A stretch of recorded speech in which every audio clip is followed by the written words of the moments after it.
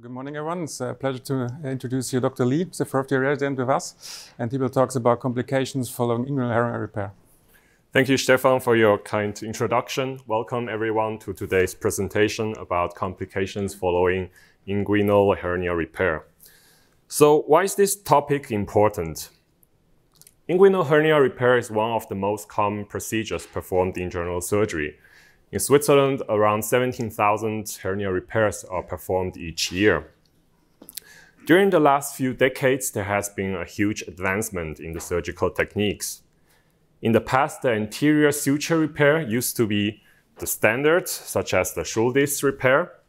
However, in the 90s, there's a new change. The tension-free mesh repair was introduced. Along with this, the Liechtenstein procedure was created, and later on, through the introduction of laparoscopy, also posterior approaches such as the total extraperitoneal repair or the transabdominal preperitoneal repair are created. Through the advancement and the shift from suture repair to tension-free repair, there has been also a change in the complication. So what are the most common complications? It's the hernia recurrence, it's the development of chronic pain, and the development of seroma. In the past, hernia recurrence used to be a big complication. However, after the tension-free mesh repair was introduced, the incidence of recurrence has been reduced significantly. So today, during the presentation, I'd like to elaborate on each of those complications, explain what the risk factors are, how we can prevent them, and how to treat them. So let's start with hernia recurrence. It is a very distressing experience for the patient having undergone a surgery, but later on still suffering under a similar condition. And it can cause some doubt whether the surgery was performed correctly. Here it's important to distinguish between early recurrence and late recurrence. Early recurrence can be due to technical errors and occur usually between 3 or 6 months after the surgery, whereas the late recurrence appears later. It can even last a couple of years after the surgery has been performed. And those are mostly due to patient factors, which are smoking, diabetes, obesity, old age, or patients who got a recurrent hernia repaired. Those factors all are responsible for bad wound healing. So what are the technical errors? For example, when the hernia was repaired under tension, when a hernia is missed during the surgery, when the mesh size is inadequate, or when the mesh is not properly fixated. For open approach, the most common recurrent hernia is the direct hernia, and it is often due to insufficient fixation of the mesh in the medial side. And for the laparoscopic approach, it is commonly the indirect hernia due to a missed cord lipoma. Here we have a patient who received an uncomplicated hernia repair through a TAP method. However, after the surgery, he still has symptoms and discomfort in the groin region. When the surgery was done again, we can see that the mesh is properly placed and there is no sign of a hernia. However, when exploration was done, we can see that there's a lipoma which has been missed during the primary hernia repair. And through the reduction of the lipoma, the patient was happy again. So we all know the critical view of safety from laparoscopic cholecystectomy. Here, Dr. Days and Felix coined the term critical view of myopectineal orifice, which is this region. And it consists of 9 critical steps, which should be followed before the mesh is placed. It starts with identifying the pubic tubercle as a starting point and also as a landmark. The dissection is continued above the Cooper ligament to rule out any direct hernia.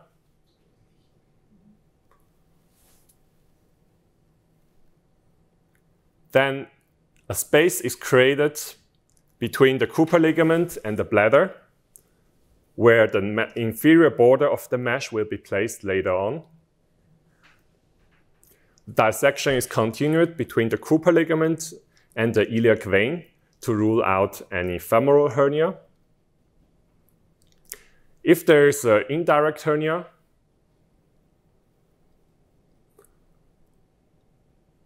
if there's any indirect hernia, the hernia sac is reduced and should be dissected away from the spermatic cord. Any tension should be reduced so that in the end, the spermatic cord lies flat and there's no tension. Furthermore, we should pay attention there's no cord lipoma to prevent pseudo recurrence. Dissection is continued to the lateral and inferior side for proper mesh placement later on.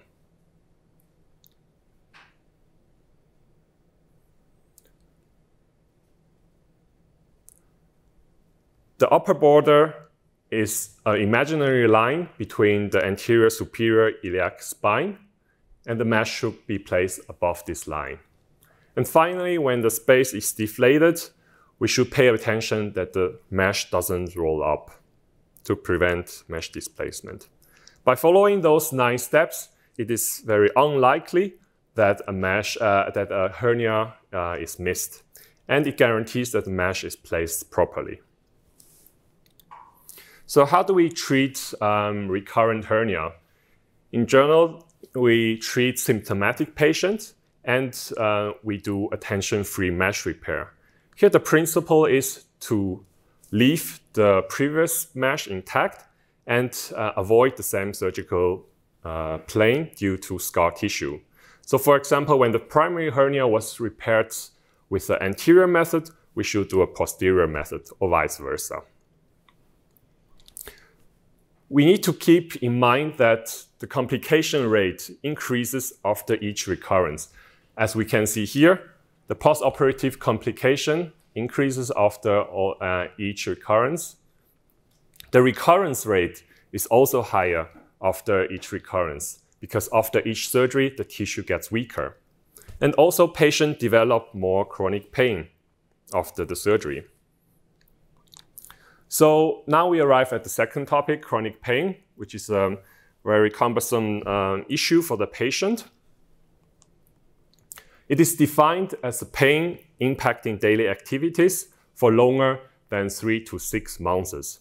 What are the risk factors? At risk are young female patients, patients with already a preoperative pain syndrome, patients who develop severe postoperative pain, or patients who got a recurrent hernia repair or postoperative complications. We need to keep those risk factors in mind so that we can identify those patients at risk early on and prevent chronification of pain. So we can distinguish chronic pain into neuropathic and non-neuropathic pain. Neuropathic pain is caused by direct injury to the nerve, such as when the nerve is transected incidentally during a surgery, or when the nerve is entrapped by a suture or mesh. Patients usually complain about a sharp stabbing pain, which can be located by a trigger point. The Tinel sign is positive, and the pain is distributed in a certain sensory distribution. Non-neuropathic pain is caused by local inflammation, which can be caused by recurrent hernia, mesh infection, or seroma. And here patients describe the pain to be dull and constant, and there's no specific trigger point. So for the diagnostics, it's very important first to get a good history, to understand the characteristics of the pain, and also to do imaging to rule out the causes responsible for non-neuropathic pain. Now let's focus on the neuropathic pain. So which nerves are in danger during surgeries? For the open approach, there are 3 nerves. First, the iliohypogastric nerve, which supplies the region in the inguinal region and the pubic region. Then there's the ilio-inguinal nerve, which supplies the medial thigh region. And there's the genital branch of the genitofemoral nerve, which supplies also the thigh region. For the genital branch, it is the scrotum or the labia. Yeah. The nerve mostly in danger is the iliohypogastric nerve, as you can see here. Because this nerve is very exposed, it often interferes with mesh placement, whereas the other two nerves are less in danger. So how can we prevent an injury to the nerve? Here, the first point is very important to identify the nerves. And second, to do pragmatic resection. What does pragmatic resection mean? It doesn't mean that we need to cut away all the nerves we see, but those at risk. So for example, when it interferes with the mesh, for example, as you can see here, some other measures can be taken by, for example, not to make the external inguinal region too tight so that the ilio-inguinal nerve is impinged. Also, we need to pay attention not to place sutures too deeply because sometimes nerve can run below the internal oblique muscle and can be entrapped. For the laparoscopic approach, it is the femoral nerve of the genitofemoral nerve which is in danger, and also the lateral femoral cutaneous nerve. Here it's important to pay attention to the triangle of pain and not to place sutures too deeply in this region. So chronic pain is a complex topic and it requires multidisciplinary approach. So the general approach is to start with a conservative treatment with pain medication. If that doesn't help, we often do a local nerve block.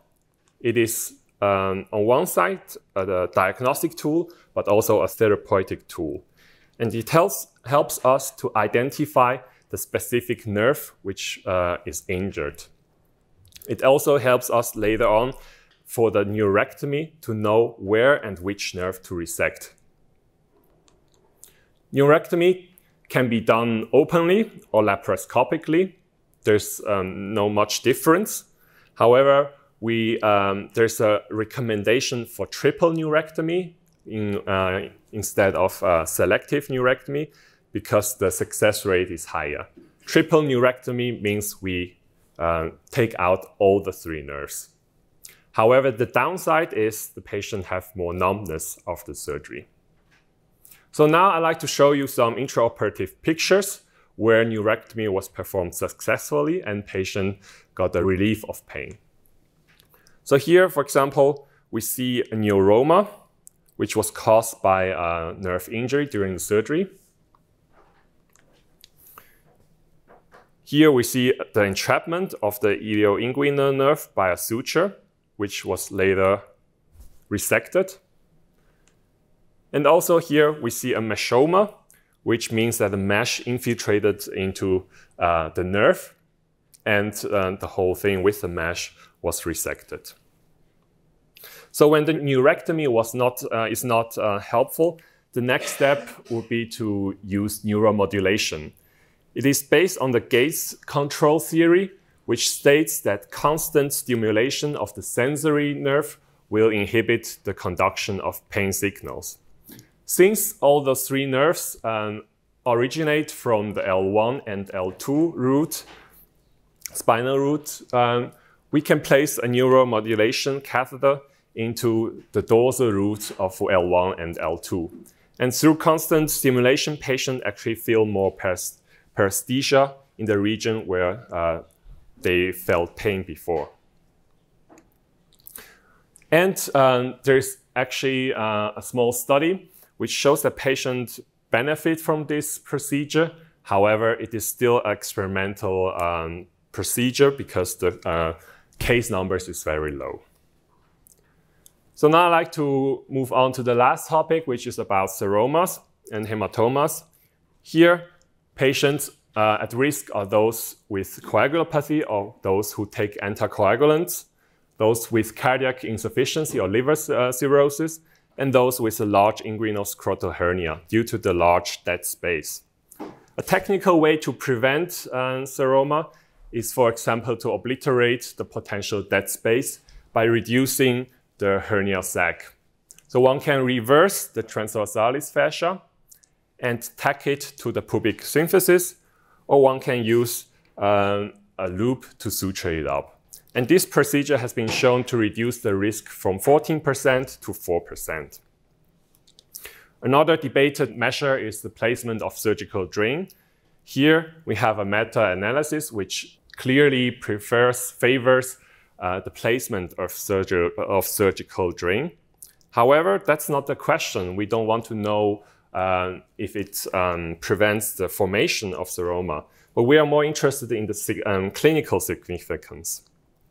And here in another study, we can see that actually a very low percentage of those patients with seroma needs clinical treatment.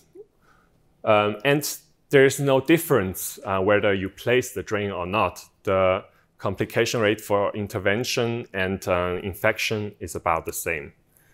So the recommendation is not to place surgical drain routinely for uncomplicated hernia repairs.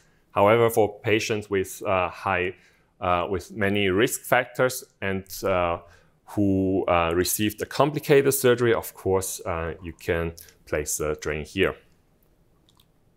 So to finish up, I'd like to present the patient. We have an 81-year-old patient with right groin protrusion. And here a CT was performed. Can someone comment on this CT? Yes, please. I think it shows an inguinal scrotal hernia. Very good. So let's see it again. On the right side. Here, very good. So the patient underwent Liechtenstein procedure. However, 2 weeks after the surgery, he came back to the clinics and complains about a recurrent groin mass. And here again, a CT was done. Can someone say what they see here? Yes, please. Looks like a fluid collection. Very good, yes. We have a fluid collection. It can be seroma or hematoma. So the question here is, should we puncture it or not? I think we should only puncture if it's bothering to the patient. Very good. So the question is whether the patient is symptomatic or not. Here, Dr. Morale actually proposed a seroma classification for type 1 and type 2 seroma, which lasts less than 6 months. They are considered as incident, not as complication, because those seromas actually resolve spontaneously and doesn't need therapy. However, for patients with symptoms, or for those with seromas lasting longer than 6 months, we need to do something here.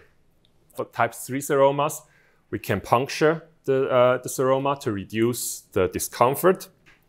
And for type 4 seromas with maybe deep infections, mesh ejections, or hernia recurrence, those patients need surgery again. So I'd like to finish up with some take-home messages. For the recurrence, we should follow the critical steps of myopectineal orifice and pay attention how we place the mesh. We should avoid, when treating recurrent hernia, that we don't use the same surgical approach. And we need to keep in mind that complication rate increases after each recurrence. For chronic pain, it is important intraoperatively to identify and resect the nerves at risk. We should distinguish between neuropathic and non-neuropathic pain. And for those patients with chronic pain, we need to provide the multidisciplinary care in a specialized center. And for seromas, we can reduce the incidence with the reduction and obliteration of the hernia sac, and we should only treat symptomatic seromas. Thank you very much. Well, thank you very much. Excellent presentation. I learned a lot. Maybe one short question. We speak about hernia repair using mesh, which has been a switch over the last maybe 20 years.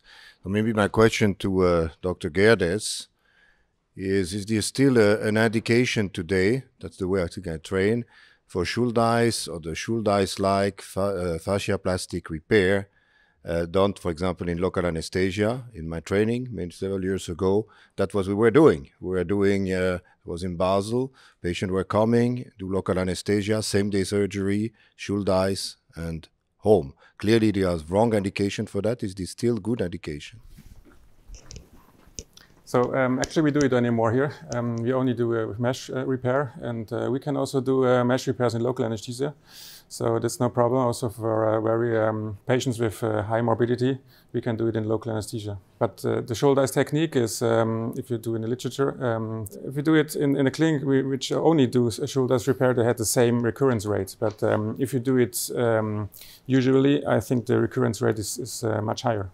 What is the Schuldeis clinic in Toronto? But of course, I think the conversation is the selection of patients, right? I think if you take patient high risk, whatever the quality of the surgery, the recurrence rate is high. But if you do selective in really low risk patient, that's where they were not accused, but I mean that was explaining the very good result. They were doing that, and I think they are still doing that in selective patient with good success. So. Thank you very much. Very nice presentation. I have a question to dissecting the nerve. Just technically, how do you dissect the nerves with cautery, ligation? How do you dissect? Coagulated very laterally, and then we dissect it. So there is a discussion if you do have to a suture, a ligation, but I think it makes more neuroma, and so we only coagulate it and dissect it. Thank you. Thanks also from my side. Very nice presentation. May I ask, what's the value of the hernia med registry in following complications and recurrences after hernia repair? Are we part of it? And as far as I'm aware, it would allow to measure complications like % or even per individual surgeons. Is that right? So there's a good study. You have to have a long follow-up to get all the recurrence rates. So there are exactly here. You have to look over 5 to 6 years to get all the recurrence in it to see them. There are also recurrence there which come after 10 years. Yeah, and we put our data in a registry, but not in this you mentioned. Yeah. Beautiful presentation. Thank you very much. My question relates to the different types of surgeries. You've presented the complications very nicely, but my question really would be: we have a variety of surgical techniques. We have open anterior, we have minimally invasive, TEP, TOP, we have robotic. How do these different procedures compare with respect to the incidence of chronic pain and seroma formation? Is there any technique that does superiorly to the others? Mm-hmm.